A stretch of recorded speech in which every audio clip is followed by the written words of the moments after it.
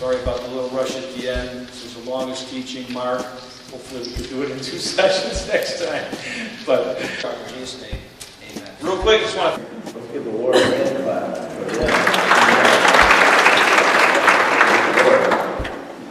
My son, one of them is back there on the video camera. Hey, buddy. I think you look like Brad Pitt.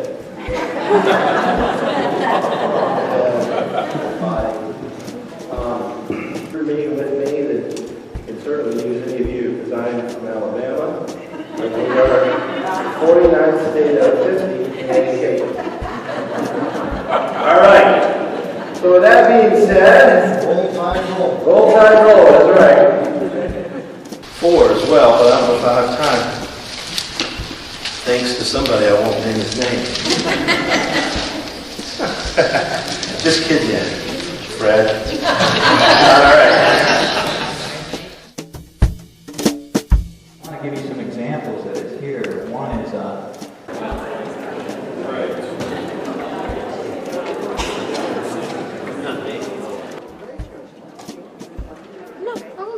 righteousness. Getting a little feedback here. Righteousness. Can you hear me now? I'm sorry. Here? Man? Yep. Okay. There is a balance of grace and truth. So, number 1. And then number 2, you have number B, the design. Number C, we have that. Number D, then number E, number C. Number D, deal. Number E, no. Now, number 5, that's the number 1 thing.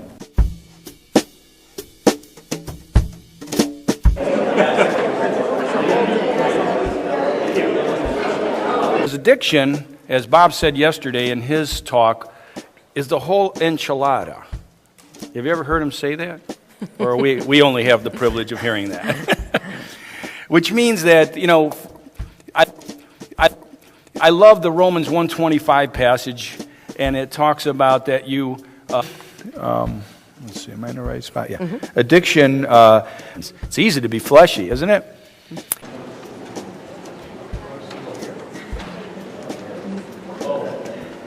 Ephesians 5:18 commands not to be drunk with wine. It is a decision, not a disease or a demon.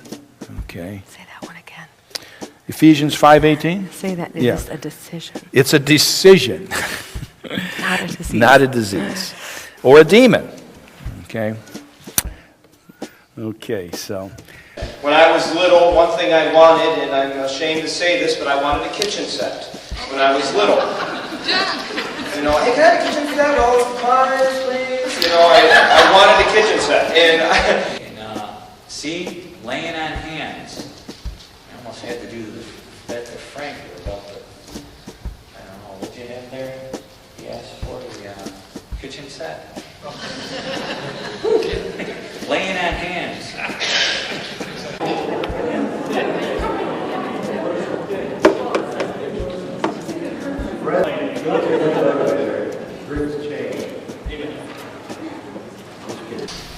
So let's look, you've got the diagram there, and I almost tripped over my shoelace, so that would have been good. So I'm going to tie it. All right. How do you get humble? Through humiliation.